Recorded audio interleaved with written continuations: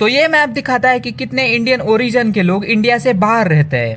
India में पहले तो ये ब्लैक कलर का इंडिया, सऊदी अरेबिया में बहुत सारे लोग रह रहे हैं और यूनाइटेड किंगडम में भी रहते हैं, क्योंकि अमेरिका और कनाडा में भी बहुत लोग रहते हैं। साउथ अफ्रीका में इतने लोग रहते हैं। साउथ अफ्रीका में कितने 1 लाख से ज्यादा लोग रहते हैं साउथ अफ्रीका में इंडियन ओरिजिन के, वो काफी स्ट्रेंज है।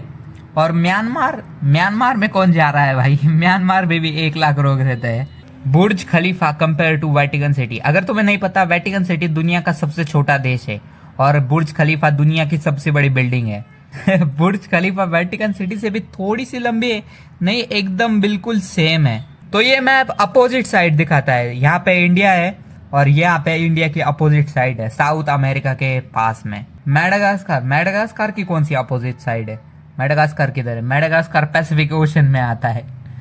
सारे ही देश पैसिफिक ओशन में आते हैं जितने। चाइना साउथ अमेरिका के ऊपर आता है। और ये मैप दिखाता है कि इंडिया में कितनी वाटर शॉर्टेज है। साउथ में मुझे नहीं लगता था कि वाटर शॉर्टेज होगी, है कि नहीं? साउथ में कैसे है? साउथ में सबसे ज्यादा वाटर शॉर्टेज है और सबसे कम नॉर्थ ईस्ट इंडिया में है। राजस्थान में एक भी रेड कलर नहीं है, ये कमाल की बात है। और साउथ इंडिया में इतना रेड क्यों है? इतना पानी कमी है साउथ इंडिया में, पता नहीं। तो ये है अंटार्कटिका, बर्फ के नीचे, और कितना अजीब दिख रहा है। मुझे लगा अंटार्कटिका पूरा एक लैंड मास है, पर ये तो बहुत सारे आइलैंड है छोटे छोटे। इधर तो पूरे सारे आइलैंड है और इधर थोड़ा सा बड़ा लैंड मास है और इधर एक बड़ा लैंड मास है। और ये मैप दिखाता है दुनिया के 2 सबसे लार्जेस्ट एम्पायर, मंगोल एम्पायर और ब्रिटिश एम्पायर। मंगोल एम्पायर और ब्रिटिश एम्पायर वैसे एक दूसरे के जमीन पे बिल्कुल नहीं थे, पर मंगोल एम्पायर बहुत सालों पहले था। फिर भी थोड़ा सा पाकिस्तान का हिस्सा, थोड़ा सा कश्मीर और म्यांमार और इराक, बाकी दोनों अलग अलग है और दोनों ही दुनिया के लार्जेस्ट एम्पायर है।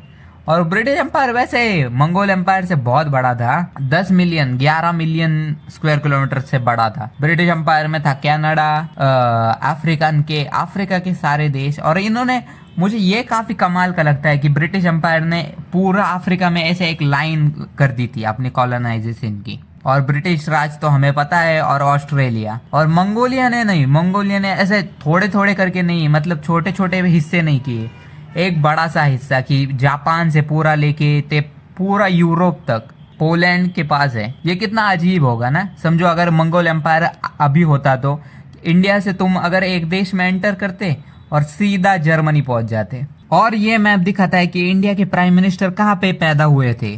उत्तर प्रदेश में 6, बाप रे। दिल्ली में एक भी नहीं, अरे ये क्या बात है। कर्नाटक में 1, तेलंगाना में 1, महाराष्ट्र में 1, मध्य प्रदेश में, गुजरात में 1, पंजाब में 3। वाह, कमाल की बात की पंजाब ने। और बाकी के कई स्टेट में नहीं। उत्तर प्रदेश में 6। उत्तर प्रदेश के में से वैसे पॉपुलेशन इंडिया की लार्जेस्ट है, तो वो बनता है। तो ये मैप दिखाता है कि यूएसएसआर यूरोप का हाफ से भी ज्यादा हिस्सा कंट्रोल करता था। वैसे रशियन एम्पायर इससे भी बड़ा था ना। रशियन एम्पायर फिनलैंड को भी कंट्रोल करता था।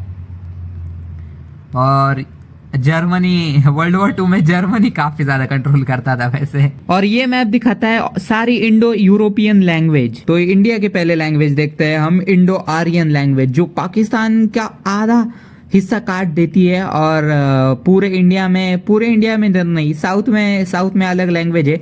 और श्रीलंका में भी इंडो आर्यन लैंग्वेज ही है। नेपाल आधा, थोड़ा सा भूटान और पूरा बांग्लादेश भी इंडो आर्यन बोलता है। और फिर आती है ईरानियन भाषा, काफी बहुत ज्यादा फैल चुकी है। पाकिस्तान से लेके ईरान से भी आगे टर्की तक है। इराक पे भी थोड़े से हिस्से है, अजरबैजान, जॉर्जिया के भी थोड़ा सा हिस्सा है, और इधर तजिकिस्तान तक जाती है। बहुत ईरानियन लैंग्वेज काफी फैल चुकी है। फिर आती है स्लोवाकियन लैंग्वेज, जो पोलैंड, चेकिया, रशिया, यूक्रेन, बेलारूस सब जगह फैल चुकी है। और बीच वाले यूरोपियन कंट्रीज कौन सी जर्मनिक बोलते हैं भाषा।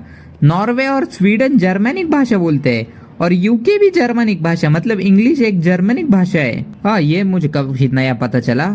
और फ्रांस और इटली और स्पेन इटालिक भाषा बोलते हैं। नाइस, ये काफी कमाल का मैप था। तो ये मैप इंटरेस्टिंग है। कौन सा पेमेंट सिस्टम यूज किया जाता है? तो इंडिया में तो हमें पता है यूपीआई यूज किया जाता है। पाक में पाक क्यूआर यूज किया जाता है, और बहुत सारे देशों में तो नहीं है। मंगोलिया में पे बस बस पे यूज करते हैं। चाइना में यूनियन पे, हाँ बहुत सारी, वैसे बहुत सारी कंपनियां हैं यार। यूपीआई और जगह चलना चाहिए। म्यांमार में कौन सा MMQR, बांग्लादेश में बंगाल QR, भूटान में भूटान QR, नेपाल में नेपाल पे नेपाल पे क्यों पता नहीं, ऐसा फनी साउंड कर रहा है नेपाल पे। लंका QR काफी फनी।